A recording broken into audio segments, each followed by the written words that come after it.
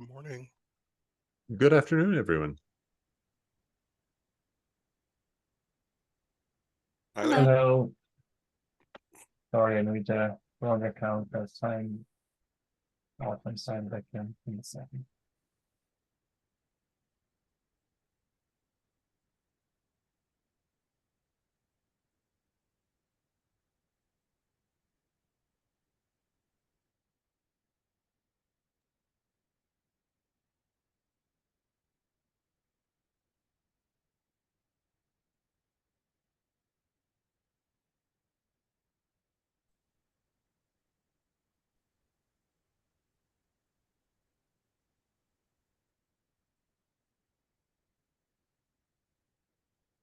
Okay.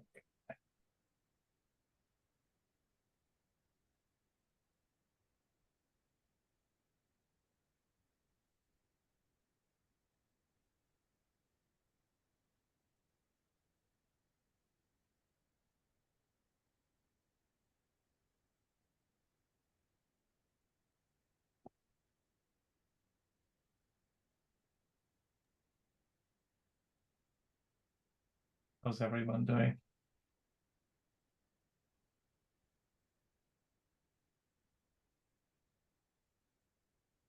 Hey guys.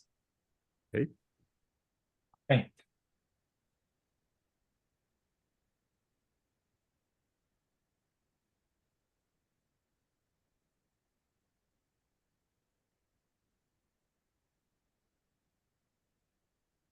Oh, joining. Hi, Robert.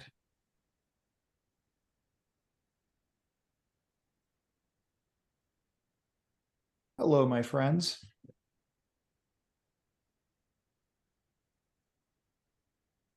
Melissa, I was going to get you so much Pokemon from China, but they don't do that there. Yep. I landed in Shanghai. I was like, oh, I'm gonna catch them all. Nope. None to be caught. Yeah. Yeah, I hooked you up with some gifts from Hong Kong, I think, but that was the awesome. layover. The best I could do. Hey, Is that it? works. That works for me. That's awesome. Thank you.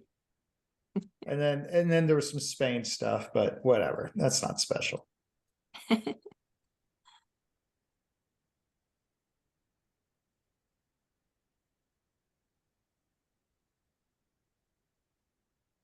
I always have plenty of Welsh ones, but not special either. What's that? Welsh ones, but not special either. Oh yeah, you gotta. I need to start pushing on LF events and places like, hey, Bali. Let's, New Zealand. Yeah, let's go. Auckland. Yeah, let's. I don't have that one from there.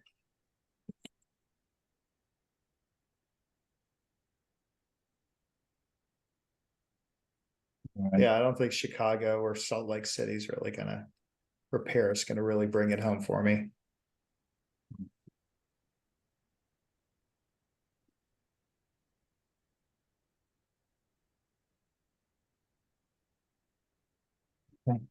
Shall we get started? Yeah, that's good. So welcome everyone to the TOC meeting. It's October the 10th. I'm Andrea Italy, work for IBM. And yeah, we almost have a full house today. It's great to see everyone. So thanks for joining. And yeah, as usual, I added a couple of things on the agenda, but yeah, feel free to add any more topic you would like to discuss today.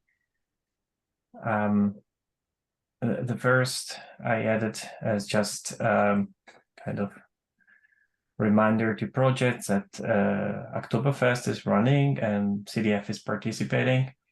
So I shared the link here. You can see, and we have 6 projects involved this year, which is great. And to any project representative, or if you're involved with a project, yeah, please encourage your communities to tag issues for Oktoberfest, as well as review associated PR and mentor contributors that may be doing their first contributions. So yeah, that's all on that. But related to that, Roxanne wrote me with a proposal that I wanted to share to this group about doing a CDF hackathon in November, kind of following up on the Oktoberfest and keep like contribution going, and I guess keep momentum with the Oktoberfest contributors going. And I just realized, Mark, you had your hand raised. Are you okay with a separate question about Hacktoberfest that I'd like to poll other participants here on? Yes, absolutely. Okay, so one of the things we've observed less contribution this year than in past years. A number of positive contributions, but still part of me worries, is Hacktoberfest a net positive for the communities that are involved in it or not? I'm still unpersuaded that it's a net positive for the Jenkins project, because I see some, the spam management thing, or I'm trying to submit something, but I did it really badly. Maybe it's not spam, but it's just really poor. Are other projects experiencing the same thing, or is this a distinctly Jenkins thing? For us on the Ortelius side, we've actually picked up a couple new contributors for Hacktoberfest, and we keep a pretty close. We don't have a huge number of PRs, so it's pretty simple for us to manage and weed out the spam stuff. We'll usually get a couple that show up as spam every year, but we don't have that flood like you probably do at Jenkins. So thanks, Steve. That's good to hear. And I don't know that we've got a flood either. It's just that our key contributors are precious, and wasting their time on handling spam is time that they aren't contributing really valuable things. Yeah, and the one thing you could do is, because it goes through the PR process, they could just kind of put them on the back burner and ignore them till later. Right. Yeah. Because it's one of those that it has to be approved for people to get that spam contributor stuff. And overall, I don't think DigitalOcean is doing as well of a job to incentivize folks.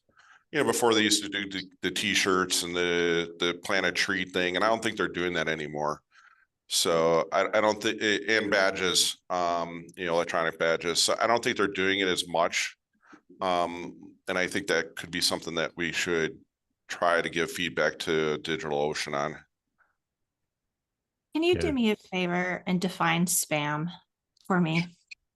Yeah. So in this case, a spammy pull request came into me a day or two ago where the contributor submitted something that they said it was this, when in fact I looked at the content and it was not that at all.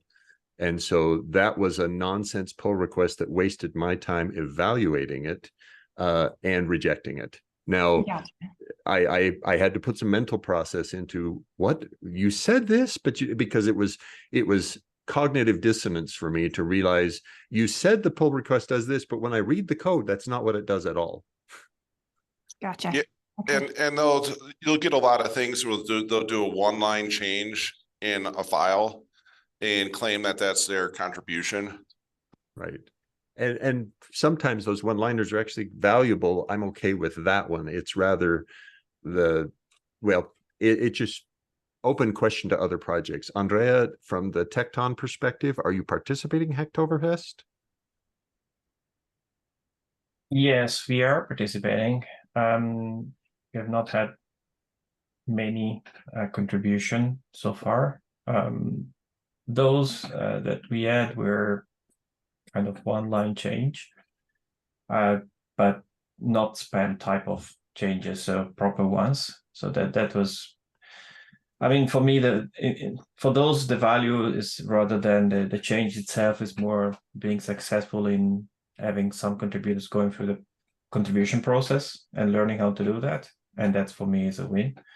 But yeah, I understand that if there were too many and not relevant, it would be frustrating as well. But and the requirements to fulfill from the DigitalOcean side is four pull requests. So those have to be pretty small pull requests. You're not going to get a lot of complex coding done in a week. So, and be able to do that 4 times is pretty, for a person that's open source contributing on the side, you're not going to get complicated pull requests completed. That's going to be back to your core contributors. And I think I'm okay with that. I was just curious if others are seeing similar patterns. It sounds like they are. Thank you. Thanks for the side trip on that, Andrea. If others are running projects and want to comment, I'm happy to hear your comments as well.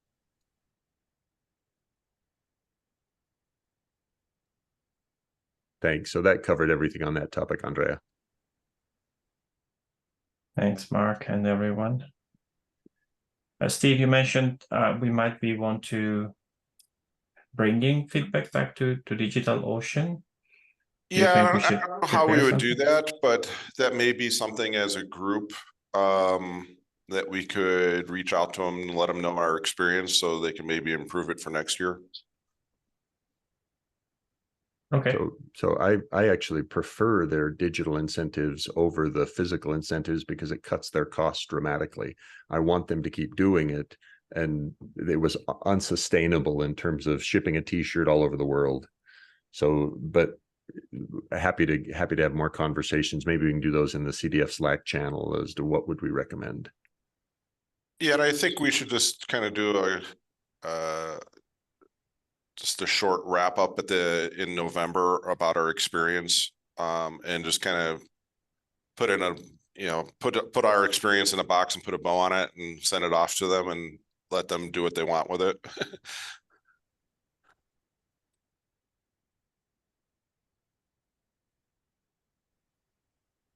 That's good. Thanks, everyone.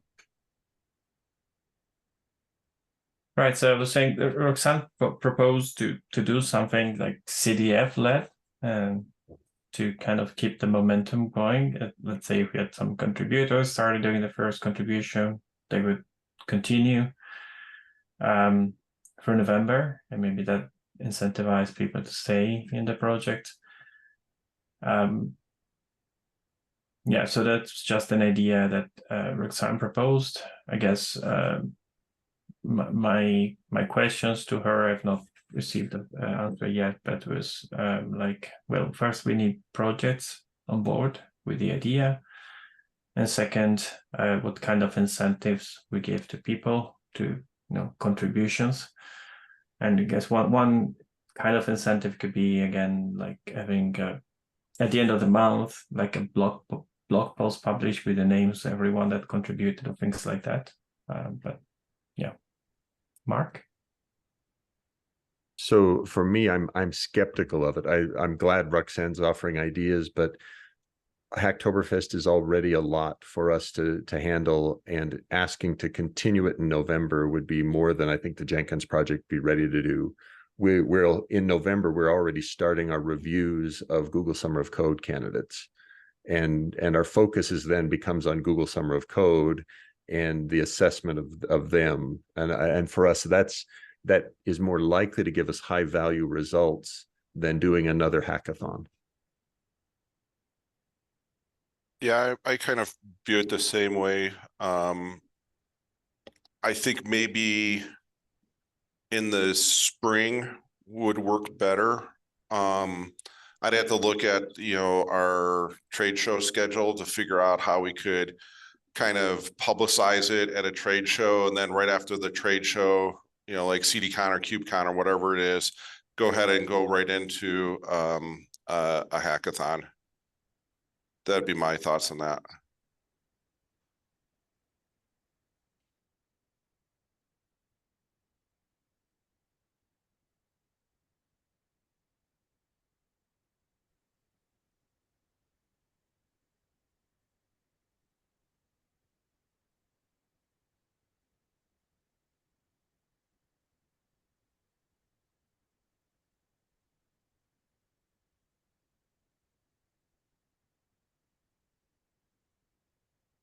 You said, sorry, as a follow-up to a CDF event, Steve? Right. any event where we're going to be able to have a talk or, you know, do something that we can tell the people in the room about an upcoming a hackathon. You know, if we have a talk at KubeCon, you know, that type of thing, or if we have something at, you know, CDCon, it doesn't really matter which one. Just kind of tie it into that in the spring, summer. Probably spring would be best.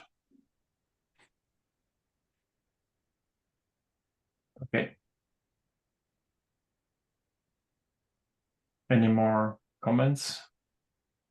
Yeah, spring for me, and I'm sorry to be the naysayer again. For us, Hacktoberfest is spring, so a hackathon would risk distracting us from our very intense efforts to recruit good candidates for Google Summer of Code.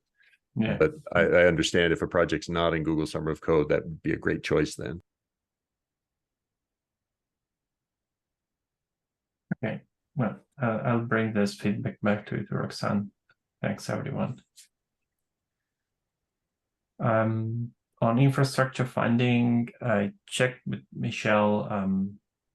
She told me that the CDF Linux Foundation is working to secure funding for infrastructure. That's as far as I know.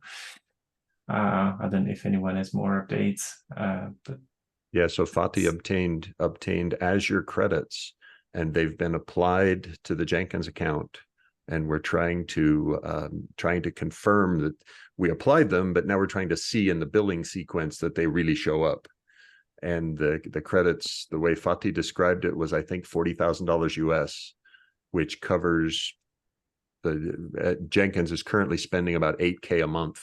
And so that's 5 months worth of donation from Microsoft. Thanks very much to Microsoft for their donation. They could have done more. and that I am not here to dispute that. I am happy to accept donations from any donor that's willing to donate. It would be helpful in these conversations that our end user representatives on the TOC that spend a lot of money with AWS, Azure, GCP to lean on their account owner to say, hey, I'd very much appreciate supporting Jenkins, Spinnaker, the projects that we depend on to help us turn the crank at your cloud. So our end user TOC members, if you want to lean on them and coordinate, I'm happy to help with that. Oh, okay. So Robert, I think when you say end user, I think Mark Waite, but that's not who you're talking to. You're talking about people who are consuming these open source projects, not people who are developing them. Yeah, I think that's great. So because certainly the leverage is much higher, right? Many of these large companies are pouring millions into these cloud providers and saying, hey, we'd like you to sponsor our open source thing. Good suggestion. Thanks. Yeah, I just to add to that, I think that's really important for us to be doing overall of the next year, and looking at the end users of our projects and getting them to participate. The challenge that, especially you know, being an end user contributor that is somewhat set in our own environment is getting that word out there and talking to them, and I would love to participate in that and work with you on that and just kind of extend that, because I believe in that 200%. Well, but I assume there's a complication. I think of these large organizations where an end user representative to our committee probably doesn't even know who is paying AWS or paying Azure at their company, right? Large companies, we have separation of responsibility. So I would assume that's a big challenge already, just finding the people to ask. I don't think it's that big of a challenge. Honestly, because they're in the company, they know the hierarchies, they know the groups, you know, at least they have that in, and we can start having those conversations to get to who we need to get to. But it is, as an individual project, you know, what's actually happening is that people are using lots of our projects, right? You know, someone using Spinnaker is probably using Jenkins, right? And so it's that kind of connection where it's the whole ecosystem that you're using all of these projects, and this is a small contribution to what you're getting out of it, especially at some of the larger companies who are just end user companies. Pay for the seat. I mean, when Wikipedia shows up once a year and asks for $3, I mean, what do? Do you give them $3 or you give them $100? It's the same kind of thing, right? We are essentially the Wikipedia of CI/CD. And like, if you don't support this, it's not going to be there. And that messaging I'm all for, and I would love to participate in that. Yeah, just letting those cloud providers know, hey, this is turning the crank over there. So when you invest in open source, you're going to get that money back, and having them understand.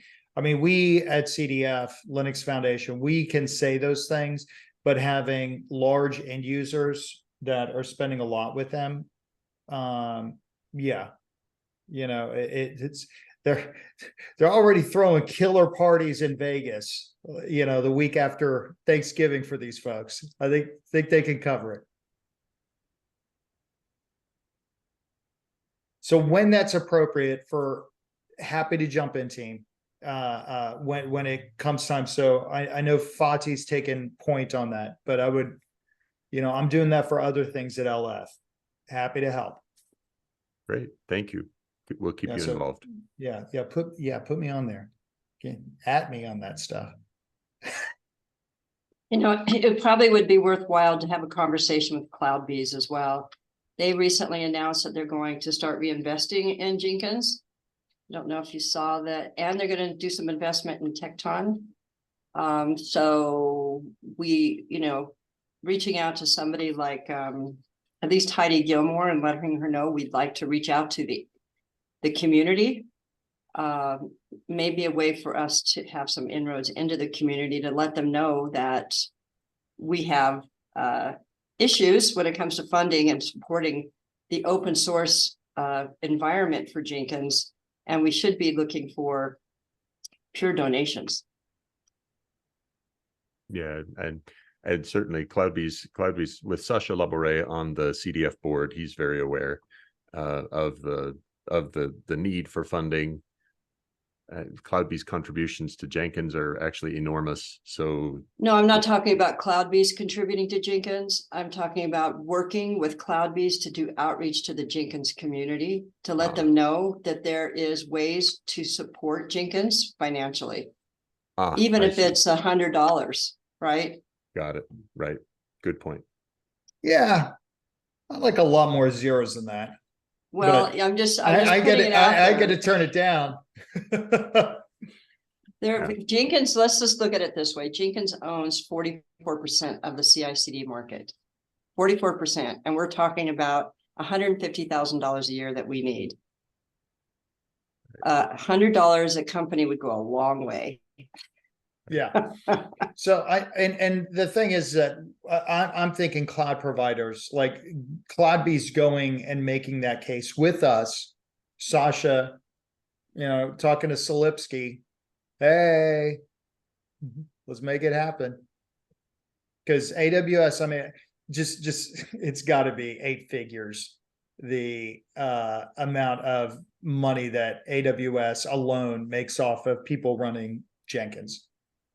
It's both, right? I mean, having the companies get more involved and be more aware, like financially they should contribute, also opens their eyes to like they physically need to contribute, right? They physically need to be looking at it. Yeah. And so I think we can do both, and I 200% support like the big cloud providers definitely should be bankrolling it, but that small contribution, just that awareness to say, hey, we should be paying for this because we're using it, and there are people out there that contribute to it, really helps to build a community and tie people together with the product.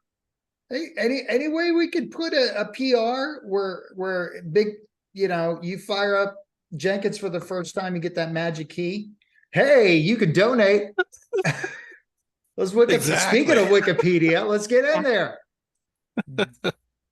Interesting suggestion. Yeah, I'm certainly. Man, this ain't no hippie commune. Let's go. Well, even the hippie communes share, so it's the same, right? It's the same. You know what? Denise, thank you very much. Maybe it is a hippie commune, and it's time for our work weekend. you know, we got to turn the compost pile, you know, we got a lot of stuff to do here, you know. Yeah, it's frustrating because I was just thinking to myself, if only we had a foundation behind these projects to help. We should start one. I just wonder, what is it about our messaging that we're missing? We really need to figure that out and find out what works. Well, on this topic, we're not asking for money. Jenkins has never asked for money, right? So be a shift in the way the Jenkins community thinks about Jenkins. Right. For a long time, Crosscape was paying some of the bills out of his pocket and hoping to God that CloudBees refunded him the expenses. Yeah, and so God bless KK. Well, we have a donate button, but we don't have, it's on the web pages and you've got to look for it. It's not in Jenkins startup like Robert suggested. So I think it's a good suggestion. It is. I think it's a worthwhile suggestion to offer more places where people could donate. We have you hit your 1,000th build in Jenkins. Now would be a good time to celebrate that milestone with $1,000 donation. Exactly. Hey, and if you don't like it, fork the code and pull it out. Great, go ahead.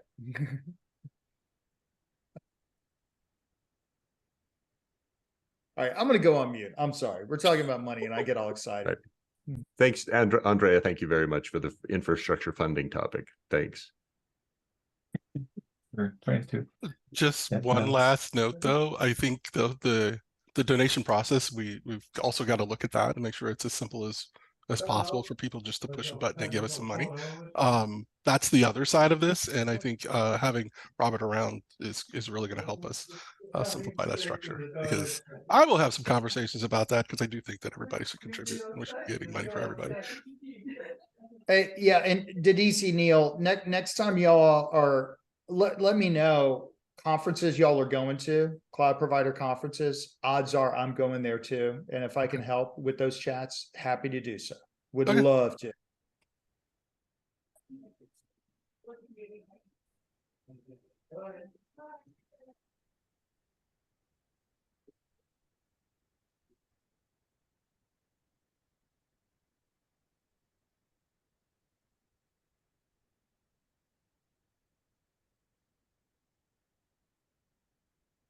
Right.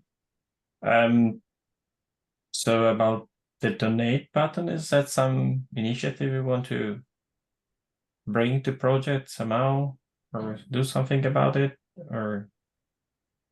Well, it's just more than just a button, though, right? We have to put it, there needs to be an outreach campaign around it. And that's why I'm suggesting that maybe on the outreach side, we work with them to come up with a strategy to do that. We can put buttons for donate in a lot of places, but unless people know that Jenkins is having financial issues because nobody's donating to the project, and I think nobody knows. They need to know that this is a serious problem. Yeah, definitely. And I think in the age of crowdfunding, and people are used to that concept, and so it's even beyond just the, we need money right now, but it should be like, hey, continue to give money even beyond that point. But to Tracy's point, I think we need a real plan and not just a button. And technically the button's a headache. And I rather have them just, like Robert was saying, write a check for like 10 grand or 100 grand. And you're not going to do that through a button. No, those are two strategies, right? One is to go out after the big guys that are making money off of it, and that is definitely a conversation that potentially some folks on the board of the CDF need to really have a conversation with those companies. Yeah, Robert it's included. a full sales cycle. But going after long tail. Yeah. Yes. Porque no los dos? Let's do both. Yeah, we have to do both. There should be, a two-pronged strategy here. Go after the big guys and then go after the end users. And the end users, who knows who know what they would pay.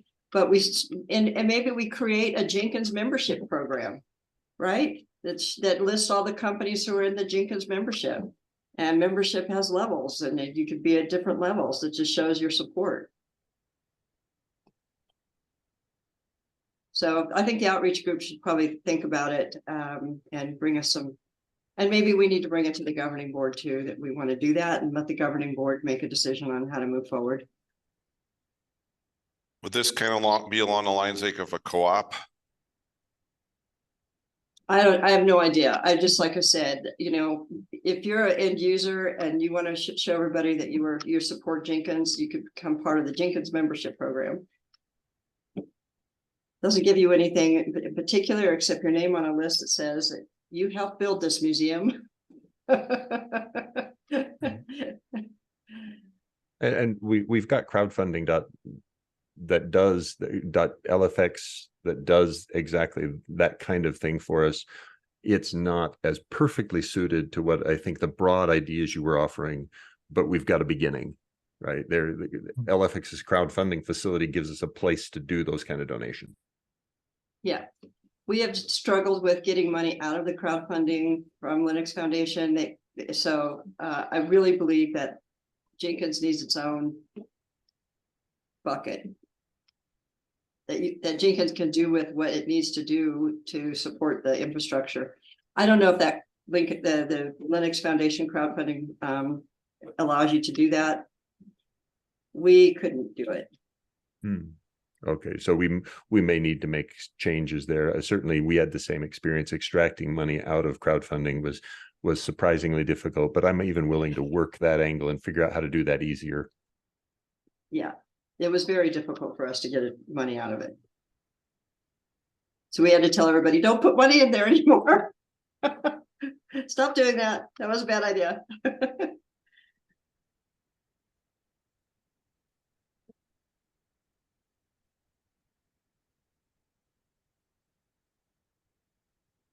All right.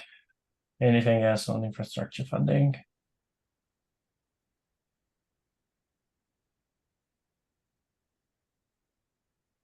Oh, next project updates. I only have a couple of updates here. One from Persia project. So Michelle told me the project is sunsetting and will be archived this week. So yeah, that's the status of the project. And for Tecton, what the current status that the governing board, the Tecton governing board has proposed that the project moves to the CNCF. So the governing board sent an email to the community, and we're going to have like a community meeting this week to collect any more feedback and see what the community thinks about the proposal. Do you have a sense, Andrea, that this was a topic I needed to discuss with you? Is there something that CDF could do to persuade Tecton to remain with Tecton, or is it that, hey, it just feels better that your ultimate destination should be CNCF? Do you have a sense from the governing board of how they feel about it? I think at this stage, there is quite positive attitude towards the idea of moving to CNCF because because many other projects that end users are using together with Tecton are on the CNCF side. And so people is looking forward to, being at Cloud Native Con, KubeCon, being part of the community there. So I don't think there is anything on the short term that CDF could do to reverse this decision. Thank you. Okay, thanks for the clarity. Thanks very much. And the CNCF may reverse the decision themselves because it's my understanding that the CNCF is not eager to accept new projects at the moment. You have to go in as a sandbox, and there's about a year waiting list to be able to get reviewed. Yeah. Now, a lot of this happened because all of a sudden we were told the CDF was going to go away. And, my complaint here is that we've not heard anything from the Linux Foundation. We've not seen any kind of a press release. We've never been told that that's actually what's going to happen. we were just, as open source projects, kind of disrupted and said, you guys, CDF is closing, you got to go find someplace else to be. You have to go away. So if I was Tecton, I would have jumped over to the CNCF as well. We looked into it as Ortelius, and just right now, we're just going to hold on and wait. And then we found out the CDF is not going away. So why would we bother to leave? So there's things have changed over the course of the last, 2 weeks, and the CDF apparently is still alive. So they may just sit right where they're at. It's moving fast, that's for sure. Fati knows all. He's point on all this stuff. In fairness to him, I do know that a lot is changing, sometimes daily, with updates. Right. So the only thing I can say is, from our perspective, from Ortelius project perspective, we're just going to sit tight, and the Tecton may find that they need to do the same thing. Because there's really not an easy avenue to go to the CNCF. They're not going to just say, okay, Tecton, they even said Jenkins would have to start as a sandbox. I mean, come on, you got to be kidding me. Yeah, they're definitely drinking from a fire hose, and with KubeCon coming up, the powers that be with, Chris, because Chris would take points on this with Jeefy and Taylor. They're just totally slammed. Hang tight, I think, is a great strategy right now. Yeah. I'm going to move forward as if the CDF is not going to go away. And I believe that we're just going through a hard time, and somehow we're going to get through it. You just did the Nick Fury line. We're going to assume that the sun will rise tomorrow. Yes, it will. Absolutely. And on that topic, this is probably where I should bring this up. I put mine at the bottom. This is going to be a wild message I'm about to give you guys. Selenium needs a home. Oh, So they're That's the web testing framework, right? Yes, they are part of the Software Freedom Conservancy. And for some reason, they are splitting up from the Software Freedom Conservancy, and they have about $500,000 in cash that they will lose if they can't find a nonprofit to bring them over to. Well, we could gladly help them with that. I told Jason Baum from Sauce Labs, who reached out to me on the topic, that I would bring it up. But at that time, I didn't know the status of the CDF. Yeah, It's they need a home. Well, and that sounds very attractive. The people from the Linux Foundation who know how to absorb those kind of things are the ones to consult whether or not CDF's legal status as a nonprofit is good enough. Right, but we as a TOC would need to say that we want to bring them on. Yeah, and then we can push forward the rest. And I suggest what we could possibly do if we're interested in getting involved in this, that we could do a follow-up call with the folks from Sauce Labs and any of their contributors to find out if this is still an avenue that they're interested in going through, because they heard at the same time that CDF was going away. So then they really panicked because they thought that was the best place for them to be. Yeah, and I think CDF's a great place for Selenium. We see it all the time in the world of testing with Jenkins. So if I know what it is, it's a big deal. So it's a big deal. And they have they have their own bucket at the Software Conservancy, or the Software Freedom Conservancy. If you look at the Selenium site, you'll see who donates and brings in that money. So they don't need cash. They have figured out how to get people to pay them. Yeah, and LF isn't interested in taking from a project and giving it to others. We love, projects that are healthy and are kind of bringing their own box lunch to the event. We like that. So Tracy, TOC members, look, if Fati's the right person to bring in on that call, but happy to join as well. Mike Dolan, eventually he does new project, you know, when they're joining LF, that's what he does as VP of projects. And so, yeah, I can bring him in, Fotsy can, but happy to help. That's a good lead. Thank you, Tracy. Yes, and I'm happy to be the TOC sponsor for it. And like I say, I think the best next step would be for this board and the folks who want to be part of the CDF from the Sauce Labs and from their contributors, that we do a call. Yeah. Deal. Yeah, copy me and Fotsy, and happy Okay. to do so. I'll reach out to Jason and let him know. Thank you. I'd love to participate in that too, Tracy. Okay. Rad. Thanks, Tracy. Yeah, feel free to get me in the loop as well. Okay. Happy to help.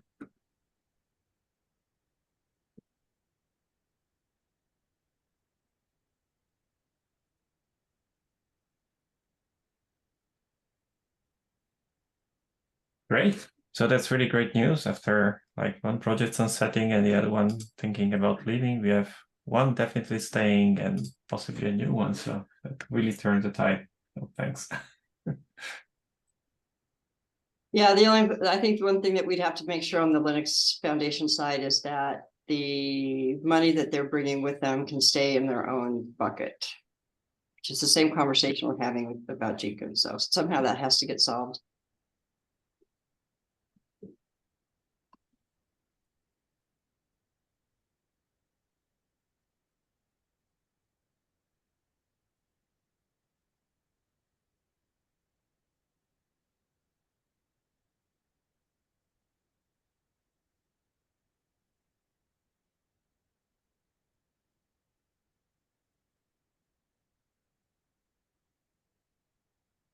Yeah, which makes sense. Great. All right. Oh, I just saw that you added the topic, Tracy, at the bottom. Yeah, I did it at the I bottom, guess- but Yeah, we discussed that already. All right. Anything else? Any updates from the SIGs? I mean, from SIG events, the only thing I wanted to report is that we decided to switch the meeting cadence to a monthly basis for now, as we have fewer topics to discuss. On the flip side, I guess we decided to move the city events meeting cadence to weekly because we have many things to discuss. And so that's the only update I have that from that SIG.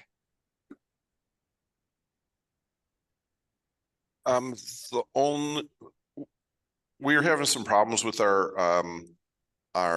calendar events for Ortelius, and we're going to be going in and reworking those and making sure all the Zoom links and stuff are working. So we're going to do that to both our individual Ortelius calendar and also the one on the CDF. So just a heads up on that front. Nothing's changing around. We're just going to fix stuff.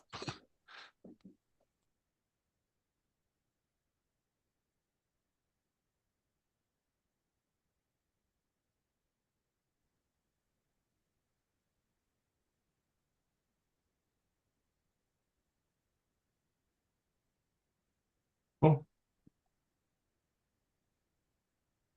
All right. Anything else from anyone? All right, so I'll give you back 15 minutes. Great to see everyone. Have a great rest of your day, and until next time. hey, thanks all. Bye. Thanks, everybody. Bye.